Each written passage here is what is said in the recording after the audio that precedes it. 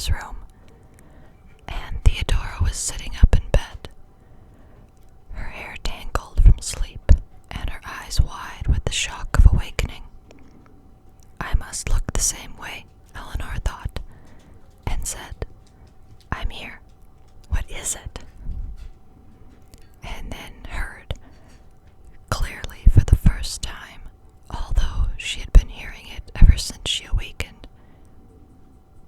"What is it?" she whispered. She sat down slowly on the foot of Theodora's bed, wondering at what seemed calmness in herself. Now, she thought, now it is only a noise, and terribly cold, terribly, terribly cold. It is a noise down the hall, far down at the end, near the nursery door, and terribly cold. Not my mother knocking on the wall.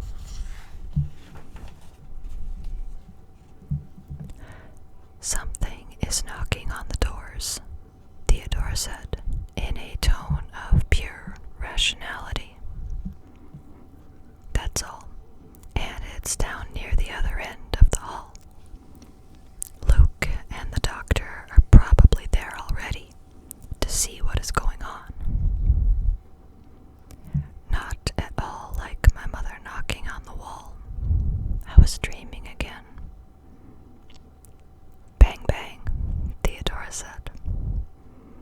"Bang," Eleanor said, and giggled. I am calm, she thought, but so very cold. The noise is only a kind of banging on the doors, one after another. Is this what I was so afraid about? Bang is the best word for it. It sounds like something children do, not mothers knocking against the wall for help. And anyway, Luke and the doctor are there. Is this what they mean by cold chills going up and down your back? Because it is not pleasant. It starts in your stomach and goes in waves around and up and down again like something alive. Like something alive. Yes, like something alive. "Theodora," she said, and closed her eyes and tightened her teeth together and wrapped her arms around herself. "It's getting closer." "Just a noise," Theodora said, and moved next to Eleanor and sat tight against her. "It has an echo." It sounded, Eleanor thought, like a hollow noise, a hollow bang, as though something were hitting the doors with an iron kettle, or an iron bar, or an iron glove.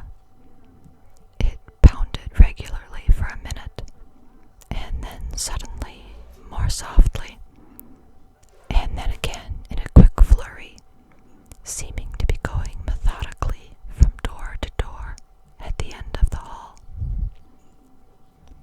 Distantly, she thought she could hear the voices of Luke and the doctor, calling from somewhere below, and thought, then they are not up here with us at all, and heard the iron crashing against what must have been a door very close.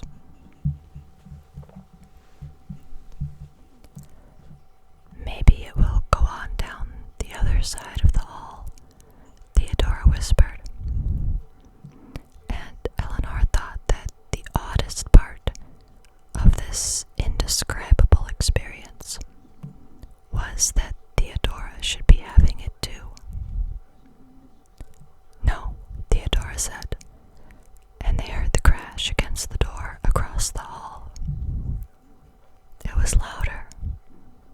It was deafening. It struck against the door next to them. Did it move back and forth across the hall? Did it go on feet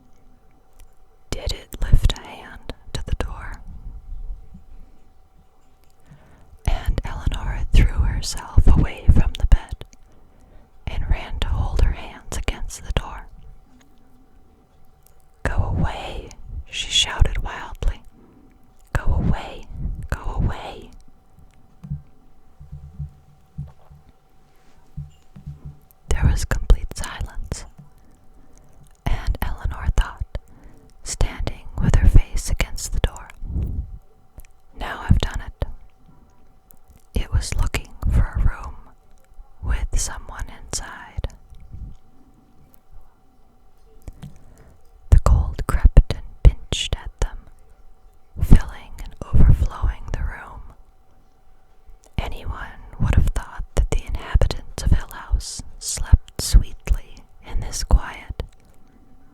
And then, so suddenly that Eleanor wheeled around, the sound of Theodora's teeth chattering, and Eleanor laughed. "You big baby," she said. "I'm cold," Theodora said, "deadly cold." "So am I." Eleanor took up the green quilt and threw it around Theodora, and took up Theodora's warm dressing gown and put it on. "You warmer now?" "Where's Luke? Where's the doctor?" "I don't know. Are you warmer now?" "No," Theodora shivered. "In a minute I'll go out in the hall and call them. Are you?" It started again, as though it had been listening, waiting to hear their voices and what they said, to identify them, to know how well prepared they were against it, waiting to hear if they were afraid. So suddenly that Eleanor leapt back against the bed, and Theodora gasped and cried out. The iron crash came against their door, and both of them lifted their eyes in horror, because the hammering was against the upper edge of the door, higher than either of them could reach, higher than Luke or the doctor could reach, and the sickening, degrading cold came in waves from whatever was outside the door. Eleanor stood perfectly still and looked at the door. She did not quite know what to do, although she believed that she was thinking coherently and was not unusually frightened. Not more frightened, certainly, than she had believed in her worst dreams she could be. The cold troubled her even more than the sounds. Even Theodora's warm robe was useless against the icy little curls of fingers on her back. The intelligent thing to do, perhaps, was to walk over and open the door. That, perhaps, would belong with the doctor's views of pure scientific inquiry. Eleanor knew that even if her feet would take her as far as the door, her hands would not lift to the doorknob. Impartially, remotely, she told herself that no one's hand would touch that knob.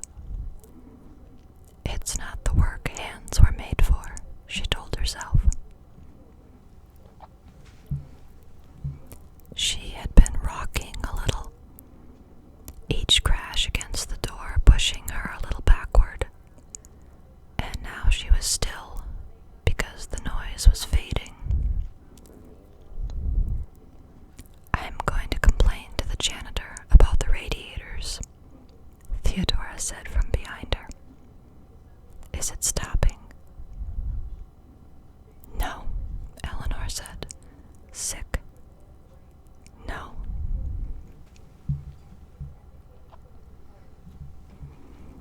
It had found them. Since Eleanor would not open the door, it was going to make its own way in. Eleanor said aloud, "Now I know why people scream, because I think I'm going to."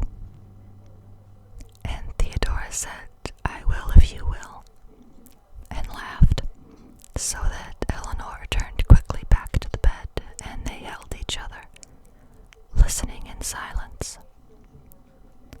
Little pattings came from around the doorframe, small seeking sounds, feeling the edges of the door, sneak a way in.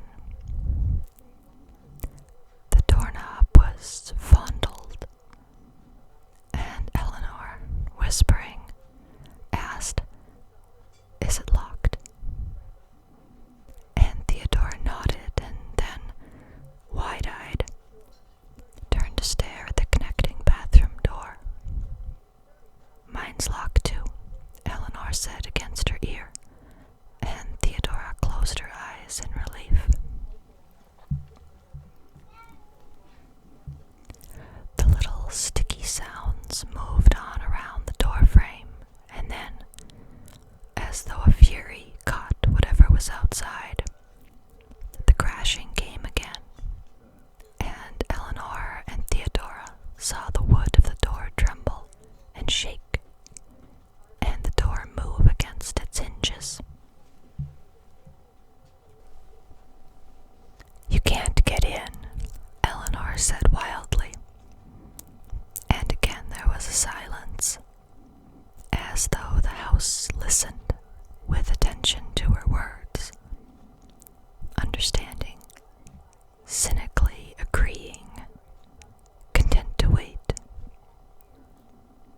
A thin little giggle came in a breath of air through the room, a little mad, rising laugh, the smallest whisper of a laugh, and Eleanor heard it all up and down her back, a little gloating laugh moving past them around the house. And then she heard the doctor and Luke calling from the stairs, and mercifully it was over. When the real silence came, Eleanor breathed shakily and moved stiffly. "We've been clutching each other like a couple of lost children," Theodora said, and untwined her arms from around Eleanor's neck. "You're wearing my bathrobe." "I forgot mine. Is it really over?" "For tonight, anyway," Theodora spoke with certainty. "Can't you tell? Aren't you warm again?"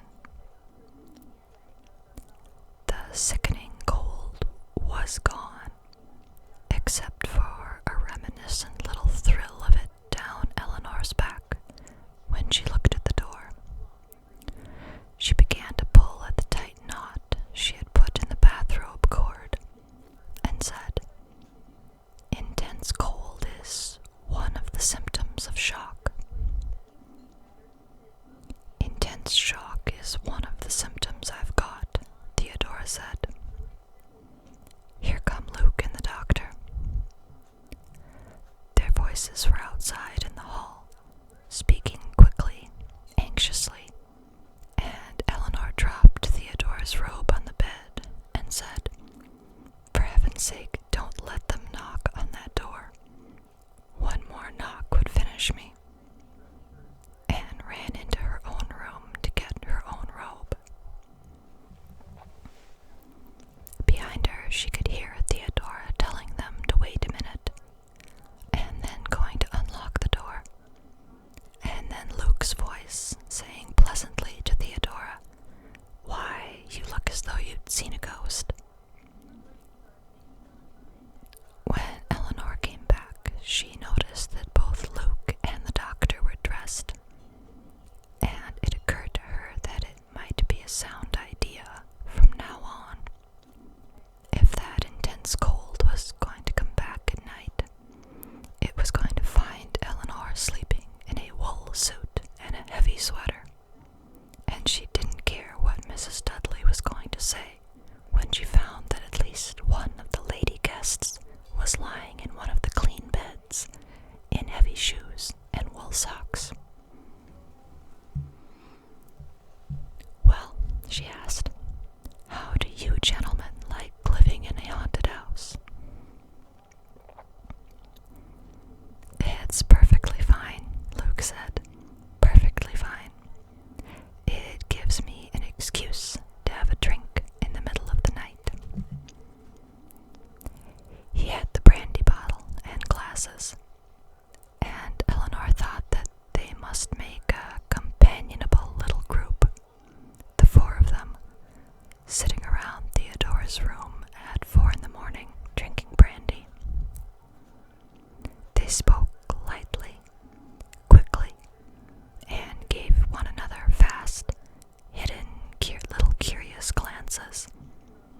each of them wondering what secret terror had been tapped in the others. What changes might show in face or gesture? What unguarded weakness might have opened the way to ruin? Did anything happen in here while we were outside? The doctor asked. Eleanor and Theodora looked at each other and laughed, honestly at last, without any edge of hysteria or fear. After a minute, Theodora said carefully, "Nothing in particular. Someone knocked on the door with a cannonball and then tried to get in and eat us, and started laughing its head off when we wouldn't open the door, but nothing really out of the way." Curiously, Eleanor went over and opened the door. "I thought the whole door was going to shatter," she said, bewildered. "And there isn't even a scratch on the wood, nor on any of the other doors. They're perfectly smooth." "How nice that it didn't mar the woodwork," Theodora said, holding her brandy glass out to Luke. "I couldn't bear it if this dear old house got hurt." She grinned at Eleanor. Nellie here was going to scream. "So were you." "Not at all. I only said so to keep you company. Besides, Mrs. Dudley already said she wouldn't come. And where were you, our manly defenders?" "We were chasing a dog," Luke said. "At least some animal like a dog." He stopped and then went on reluctantly. "We followed it outside." Theodora stared, and Eleanor said, "You mean it was inside?" "I saw it run past my door," the doctor said. "Just caught a glimpse of it, slipping along. I woke Luke, and we followed it down the stairs and out into the garden, and lost it somewhere back of the house." "The front door was open?" "No," Luke said. "The front door was closed. So were all the other doors. We checked."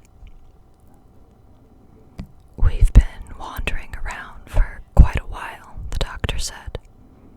"We never dreamed that you ladies were awake until we heard your voices." He spoke gravely. "There is one thing we have not taken into account," he said. They looked at him, puzzled, and he explained, checking on his fingers in his lecture style. "First," he said, "Luke and I were awakened earlier than you ladies. Clearly, we have been up and about, outside and in, for better than 2 hours, led on what you perhaps might allow me to call a wild goose chase. Second, neither of us," he glanced inquiringly at Luke as he spoke, "heard any sound up here until your voices began. It was perfectly quiet. That is, the sound which hammered on your door was not audible to us. When we gave up our vigil and decided to come upstairs, we apparently drove away whatever was waiting outside your door. Now, as we sit here together, all is quiet." "I still don't see what you mean," Theodora said, frowning. "We must take precautions," he said. "Against what? How?"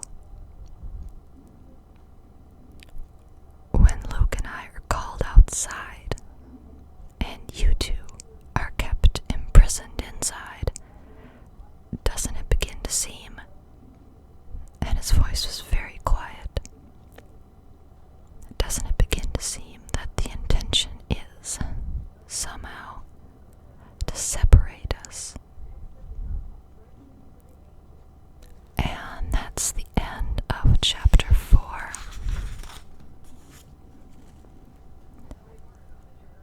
so much